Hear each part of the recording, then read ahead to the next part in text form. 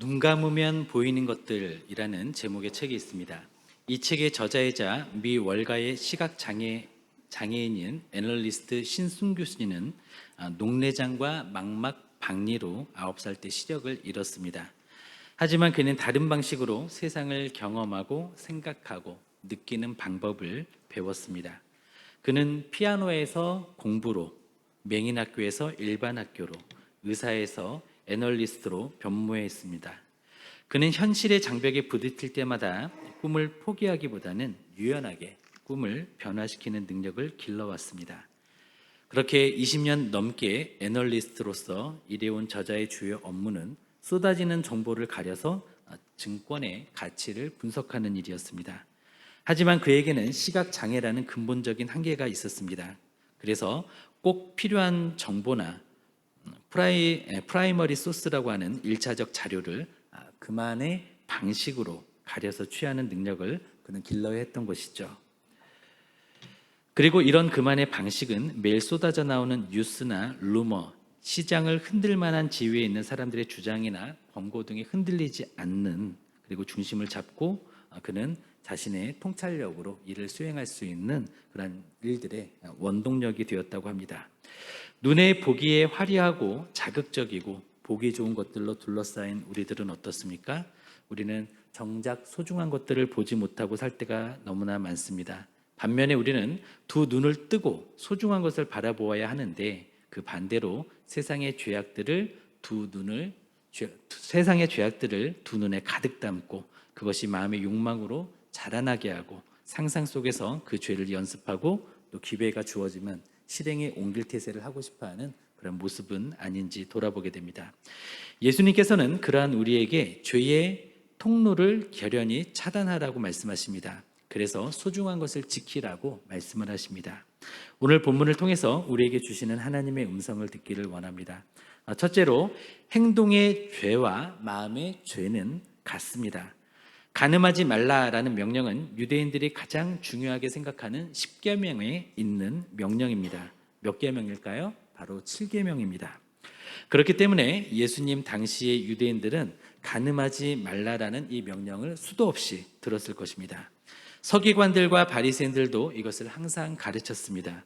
그런데 그들은 이것을 문자적인 의미로만 가르쳤습니다.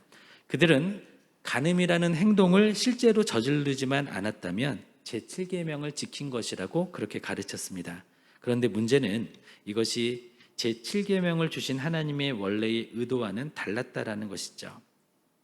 그래서 예수님께서는 하나님께서 주신 말씀의 의도를 알려주십니다. 그리고 서기관과 바리새인들이 잘못 해석하고 적용했던 그것을 지적하십니다. 마태복음 5장 28절 말씀을 함께 읽어보시겠습니다. 5장 28절입니다. 나는 너희에게 이르노니 음욕을 품고 여자를 보는 자마다 마음에 이미 간음하였느니라. 아멘. 예수님은 먼저 서기관과 바리새인들의 틀린 해석과 적용을 바로잡으십니다. 그들은 율법의 정신을 무시했습니다. 그리고 그들은 하나님의 계명을 문자적으로만 이해하고 겉으로만 드러나는 행동으로 다루었습니다. 다시 말해서 하나님은 이만큼이 죄라고 말씀하셨는데 그들은 나름대로 그 죄의 범위를 축소시켜가지고 이만큼만 죄다라고 가르쳤던 것이죠. 그러나 예수님은 간음이라는 실제적인 행동이 없어도 음욕을 품고 여자를 보는 사람은 이미 간음했다라고 말씀하십니다. 하나님은 우리의 생각까지 통찰하시는 분이시기 때문이죠. 모든 사람들은 장차 하나님의 심판대 앞에서 마음속의 음욕에 대한 것까지 해명해야만 하는 그러한 날이 올 것입니다. 그런데 우리도 서기관과 바리새인과 같은 해석과 적용을 할 때가 너무나 많습니다. 우리는 행동으로 죄를 짓지 않는 한 스스로 잘 살았다라고 만족하면서 그렇게 자긍을 합니다. 그러나 그렇지 않습니다. 지난주 설교에는 어떤 내용이 있었죠? 화내는 것이 살인이다라고 말씀을 드렸습니다. 왜 그렇죠? 예수님은 살인의 행동이 없어도 분노한다면, 모욕한다면 그것이 곧 살인이라고 말씀하셨습니다. 그 때문에 살인은 행동으로 나타나지 않아도 마음속에 미움이나 분노나 모욕이 있어도 살인이 된다라는 것입니다. 이와 마찬가지로 예수님은 말씀하시기를 배우자 이외의 상대와의 어떤 성행위를 하지 않아도 음욕을 품었다면 이미 간음한 것이라고 말씀하십니다. 주님은 죄의 문제를 행동뿐만 아니라 행동으로 이끄는 마음속의 문제까지 더 넓게 다루셨던 것이죠. 그런데 우리는 서기관과 바리새인들처럼 죄의 문제를 행동의 문제에만 적용하고 있습니다. 주님은 보이지 않는 마음의 것도 죄라고 말씀하시는데 우리는 범위를 좁히고 좁혀서 눈에 보이는 행동의 것만 죄라고 그렇게 생각하는 것이죠. 그러나 마음의 음욕과 또 마음에 있는 그릇된 생각들을 우리는 간과하지 말아야 합니다. 우리는 흔히 생각쯤이야 하는 그런 아니란 생각을 할 때가 있습니다. 그런데 어떻습니까? 생각이 있으면 행동은 시간 문제입니다. 음욕은 어떻습니까? 음욕이 있으면 기회만 주어진다면 간음의 죄로 얼마든지 이어질 수가 있습니다. 그리고 우리는 속이 더러워도 겉만 깨끗하면 만족해합니다. 로이드 존스 목사님은 이런 것을 죄의 교활성이라고 표현을 했습니다. 죄는 간음 행위만이 아닙니다. 이것은 생각이고 사악한 욕망입니다. 우리가 어떤 일을 행하지 않았다고 해서 점잖은 채 하며 만족감을 느낄 수는 있겠지만 우리는 여기에 속아서는 안 됩니다. 행동의 죄와 마음의 죄는 같습니다. 주님은 간음 행위와 간음의 욕구 모두를 심판하신다. 이 사실을 우리는 기억해야 합니다. 둘째로 죄의 통로를 차단해야 합니다. 예수님은 단순히 행위가 아니라 행위로 나타나게 하는 마음의 태도를 문제 삼으십니다. 예수님은 마음과 생각의 순수함을 원하십니다. 그러시면서 눈을 통해서 마음의 음욕이 들어올 수 있다라고 경고하십니다. 그러니 그것을 단호하게 대처해야 한다라고 말씀하십니다.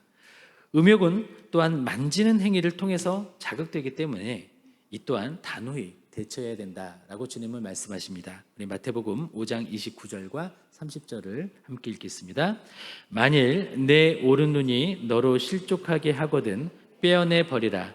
내 백체 중 하나가 없어지고 온몸이 지옥에 던져지지 않는 것이 유익하며 또한 만일 내 오른손이 너로 실족하게 하거든 찍어내 버리라. 내 백체 중 하나가 없어지고 온몸이 지옥에 던져지지 않는 것이 유익하니라.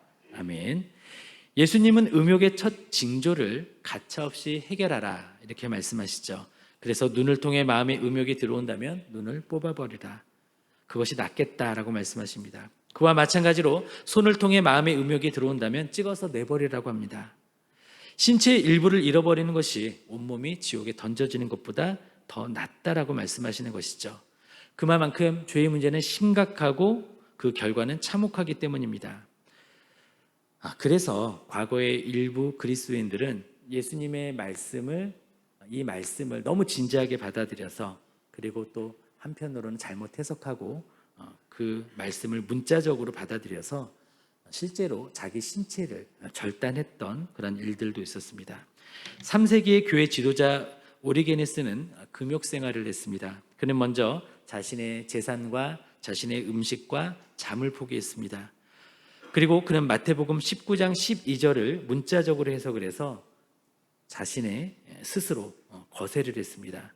그는 도저히 거부할 수 없는 음욕과 그 충동 때문에 그것을 없애기 위해서 거세라는 극단적인 방법을 택했던 것이죠. 마태복음 19장 12절 말씀을 이렇습니다. 어머니의 태로부터 된 고자도 있고 사람이 만든 고자도 있고 천국을 위하여 스스로 된 고자도 있도다. 이 말을 받을 만한 자는 받을지어다. 이에 대해 어떻게 생각하십니까? 자신의 죄에 대해 괴로워하면서 어떻게든 그것을 해결하려고 노력하는 그런 분들의 입장에서 보면 오리게네스의 그런 선택, 스스로 거세를 한 그런 선택은 한편으로 이해가 갈 만도 합니다. 하지만 이러한 때에도 자신의 생각보다는 예수님의 생각이 더 중요한 것이죠.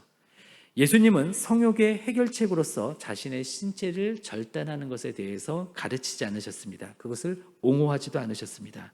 주님의 말씀은 문자 그대로 스스로 불구가 되라는 뜻이 아닙니다. 예수님께서 말씀하신 의도는 엄격하고 타협하지 않는 자기 절제를 강조하신 것입니다. 그리고 자기 부인, 즉 자신의 죄성과 죄의 욕구를 부인하라고 말씀하신 것입니다. 도덕적으로 자기를 부인하라는 것이죠. 신체의 절단이 아니라 중심으로부터의 거룩을 명하셨던 것입니다. 그래서 존 스토트는 이 구절을 이렇게 해석합니다. 만일 너희의 눈이 너희로 죄를 짓게 한다면 보지 말라. 만일 너희의 발이 너희로 죄를 짓게 한다면 가지 말라. 그리고 만일 너희의 손이 너희로 죄를 짓게 한다면 그것을 하지 말라. 예수님께서는 우리의 영혼이 너무나 중요하기 때문에 우리의 오른 눈을 뽑더라도 죄의 통로를 차단하라고 말씀하십니다. 우리의 영혼은 너무나 소중하기 때문에 오른손을 도끼로 찍어내더라도 죄의 통로를 차단하라고 하십니다. 이것은 세상에서 아무리 유익한 것들이 있다 할지라도 우리를 죄에 빠지게 한다면 그것은 함정이기 때문에 아낌없이 버리라는 것이죠. 미련을 떨치라는 것이죠. 그리고 떠나라는 것이죠. 우리가 이 세상에서 해야 할 가장 중요한 것은 바로 영혼을 준비하는 것입니다. 우리가 다가올 삶에서 모든 것을 잃는 것보다 이 생에서 불구가 되는 것이 더 이롭다라는 것이죠. 우리는 구약의 욥의 모습을 통해서 이에 대한 좋은 예를 발견할 수가 있습니다. 욥은 눈을 통해 음욕이 들어오는 것을 잘 알았습니다. 그래서 그는 한 가지 결단을 합니다. 욥기 31장 1절에 보면은요, 그는 자신의 신체 일부와 약속을 합니다. 바로 자신의 눈과 약속을 합니다. 내가 내 눈과 약속하였나니 어찌 처녀에게 주목하랴. 그는 자신의 눈이 배우자가 아닌 젊은 여인을 응시하게 된다면 불순한 상상과 욕구가 들어온다라는 것을 알았습니다. 그래서 그는 배우자가 아닌 젊은 녀석 혹은 매력적인 여성을 응시하지 않기로 자신의 눈과 약속을 합니다. 예수님은 단순한 행위가 아니라 그것을 유발하는 태도를 문제 삼으셨습니다. 우리는 오늘날 선정적인 책이나 또 선정적인 연극, 또 영화, 또는 선정적인 잡지, 또 인터넷을 통한 그러한 여러 가지 이미지나 영상들을 눈으로 보아서 우리가 그러한 안 좋은 생각들, 또 오염된 생각들, 더러운 욕구들이 우리 안에 들어오는 것을 우리는 차단해야 됩니다. 저는 당근에 필요한 물품들을 키워드로 저장해 놓고 가끔 당근마켓에 들어갑니다. 그런데 근래에 많이 나오는 물건들이 있습니다. 그것은 무엇이냐면 바로 노벨 문학상을 받은 한강 작가의 작품들이 많이 올라옵니다. 중고 책임에도 불구하고 프리미엄이 붙어서 거래가 되고 있습니다. 그리고 서점가에서 베스트셀러 1위에서 7위까지 모두 한강 작가의 작품이라고 합니다. 한국에서 최초로 나온 노벨 문학상 수상자의 작품이기 때문에 이 정도는 읽어줘야 사회에서 우리는 대화도 통할 겁니다. 그리고 이 정도는 읽어줘야 문화인이라는 그러한 공감대도 형성이 될 겁니다.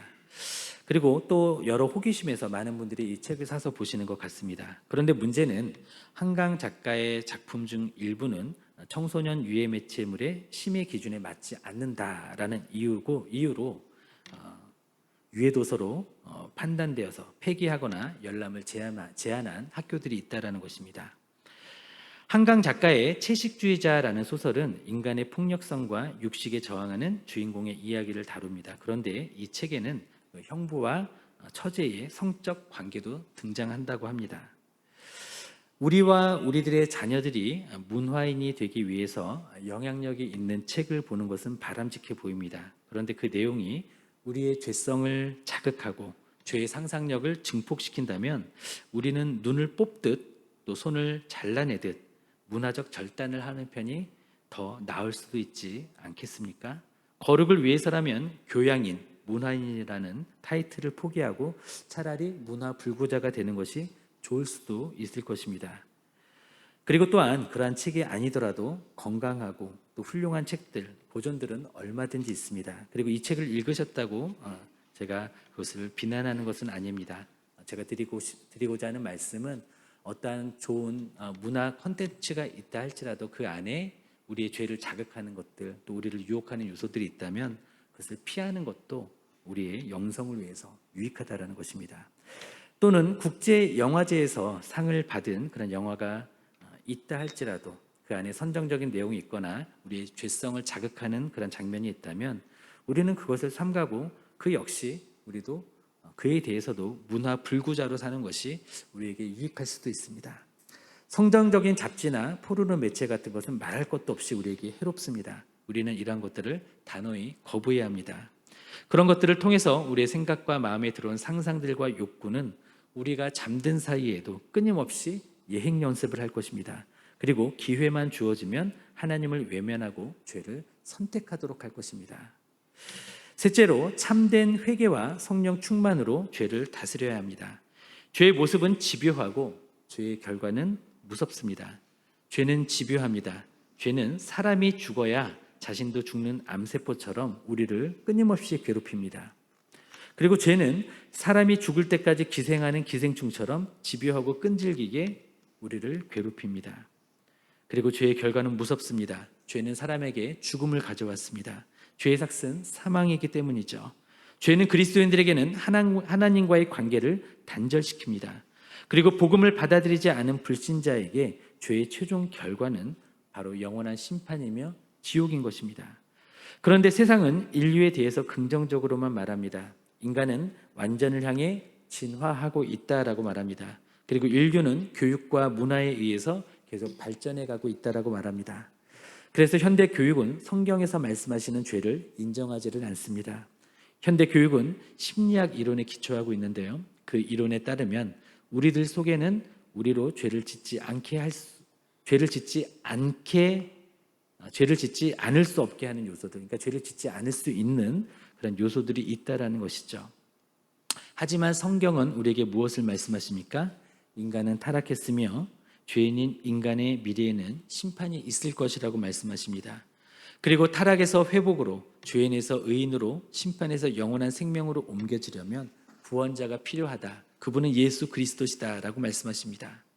그래서 우리는 죄의 문제를 심각하게 생각해야 합니다. 심판과 지옥의 문제도 심각하게 생각해야 합니다. 우리 다시 한번 29절, 30절 말씀을 함께 읽겠습니다. 만일 내 오른 눈이 너로 실족하게 하거든 빼어내 버리라. 내 백체 중 하나가 없어지고 온 몸이 지옥에 던져지지 않는 것이 유익하며, 또한 만일 내 오른손이 너로 실족하게 하거든 찍어내 버리라. 내 백체 중 하나가 없어지고 온 몸이 지옥에 던져지지 않는 것이 유익하니라. 아멘. 죄의 결과는 심판입니다. 그렇기 때문에 앞서 말씀드렸던 것처럼 어떤 믿음의 사람들은 자신의 신체를 절단하기도 했습니다. 스스로 거세하기까지 했습니다. 그 노력이 참으로 대단하기는 하지만 그것은 예수님께서 말씀하셨던 것을 오해한 것입니다. 사람이 자신의 오른손을 자르고 오른눈을 뽑고 스스로 거세를 하면 죄가 과연 사라질까요? 애석하게도 눈을 뽑고 손을 찍어버려도 죄를 지으려는 욕구는 사라지지가 않습니다. 주님은 우리 몸의 귀중한 것들, 즉 눈과 손에 관해 말씀하시면서 특별히 오른눈과 오른손을 말씀하셨습니다. 오른편이 왼편보다 더 중요하다고 생각하셨기 때문이죠. 예수님께서는 오른눈, 오른손을 언급하셨는데 이것은 이런 뉘앙스입니다. 만일 너희가 갖고 있는 것 중 가장 소중한 것이 어떤 의미에서 죄의 원인이 되고 있다면 그것을 제거하라. 그것이 아무리 너에게 귀중한 것이라 할지라도 그것이 만약 너를 함정에 빠뜨리고 거침돌이 되게 한다면 그것을 제거하라. 이렇게 말씀하시는 것입니다. 이 말씀은 문자 그대로 우리 손을 찍어버려야 한다는 것이 아니라 우리에게 거침돌이 되는 것을 소중하다 할지라도 제거하라는 것이죠. 우리 손을 실제로 찍어버려야 된다. 우리 눈을 빼내어야 한다라는 이런 견해는 잘못된 것입니다. 이것은 죄가 육체 속에 거하고 있다고 여기는 것이기 때문에 그렇습니다. 과거에는 육체는 그 자체로서 악하고 영혼만이 그 자체로서 고결하다라는 사상이 있었습니다. 그래서 육체를 제거하는 것이, 육체적인 것들을 멀리하는 것이 거룩해지는 것이라고 그렇게 가르치는 가르침들이 있었습니다. 그런데 이것은 성경적이지 않습니다. 아담과 하와가 타락하면서 죄를 지었을 때 그들의 영과 혼과 육체는 동일하게 타락했습니다. 부패했습니다. 악하게 되었습니다. 그래서 영혼은 선하고 육체는 악하다라고 이렇게 이분법적으로 나누는 것은 여러 가지 성경에 대한 오해와 잘못된 해석을 낳을 수가 있습니다. 그리고요, 예수님이 말씀하신 것을 문자적으로 받아들여서 오른쪽 눈을 뽑았다고 한번 가정해 보겠습니다. 그런데 아직 왼쪽 눈이 남아있죠. 오른쪽 손을 찍어버렸다고, 그래서 버렸다고 우리가 한번 가정해 보겠습니다. 그런데 어떻죠? 아직 왼쪽 손이 남아 있습니다. 그래서 우리는 여전히 범죄할 것입니다. 그래서 우리는 왼쪽 눈을 마저 뽑고 왼쪽 손을 마저 찍어버리면 어떻게 될까요? 과연 죄가 사라질까요? 아니죠. 우리는 여전히 마음으로 죄를 짓게 될 것입니다. 죄는 집요하고도 무서운 것입니다. 우리가 눈을 뽑는다고 해도 죄는 보입니다. 우리가 손을 찍어버린다고 해도 죄는 만져집니다. 그리고 그러한 죄들이 십자가에서 해결되지 않으면 구원은 없습니다. 지옥의 심판을 받는 것이죠. 또 구원 이후에도 그런 죄들이 성령으로 다루어지지 않으면 성장하지 못하고 살만질 것입니다. 성화되어 거룩해지는 것이 아니라 육화되어 저속해질 것입니다. 예수님은 우리를 하나님 앞에서 거룩하고 흠이 없게 하시려고 구원하셨습니다. 예수님은 십자가에서 죄에 대한 모든 대가를 치르셨습니다. 그렇게 우리는 죄에 대한 책임을 면제받아서 심판을 받지 않게 되었습니다. 지옥에 가지 않게 되었습니다. 그러나 구원 그 이후에는 우리에게는 성장과 성화의 의무가 주어졌습니다. 믿음이 성장해야 하고 그리스도를 닮아 거룩하게 되어야 합니다. 그런데 우리는 우리의 힘으로 이러한 것들을 이룰 수가 없습니다. 눈을 뽑고 손을 찍어버려도 우리는 죄를 스스로 극복할 수가 없습니다.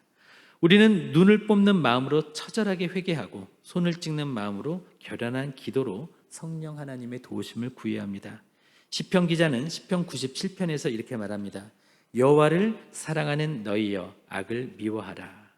우리가 여기서 알 수 있는 것은 하나님을 사랑한다라는 것의 다른 표현은 바로 죄를 미워한다라는 것입니다.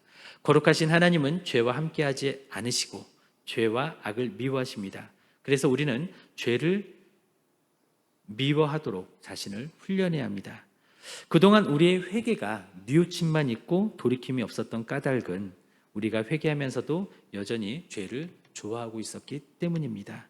우리는 죄가 미워질 때까지 회개해야 합니다. 이것이 우리의 마음속의 죄를 씻어내는 과정이 될 것입니다. 또한 우리는 우리의 마음을 깨끗하게 씻었다면 우리는 그 마음에 성령으로 채움을 받아야 합니다. 우리는 성령의 도움이 아니면 죄를 이길 수가 없기 때문이죠. 로마서 8장 13절에는 이렇게 말씀합니다. 너희가 육신대로 살면 반드시 죽을 것이로되 영으로서 몸의 행실을 죽이면 살리니. 그렇습니다. 주님께서 우리가 거룩한 삶을 살고 예수님을 닮아갈 수 있도록 하나님의 영이신 성령님을 우리에게 보내주셨습니다. 우리가 음욕을 극복할 수 있는 유일한 길은 바로 성령님의 도움을 구하는 것입니다. 지난주의 주제인 분노, 미움, 멸시의 죄를 해결할 수 있는 유일한 길도 바로 성령 하나님을 의지하는 것입니다. 성령 충만이 그 답이 되는 것입니다. 바라기에 우리 모두는 행동의 죄뿐만 아니라 마음의 죄, 이 모두를 심각하게 대하기를 원합니다. 죄의 집요함과 죄의 심각한 결과에 대해 경각심을 가지고 죄의 통로를 차단하기를 원합니다. 그리고 참된 회개와 성령 충만으로 깨끗한 심령으로 죄를 다스리는 우리 모두가 되시기를 예수님의 이름으로 축원드립니다. 기도하시겠습니다.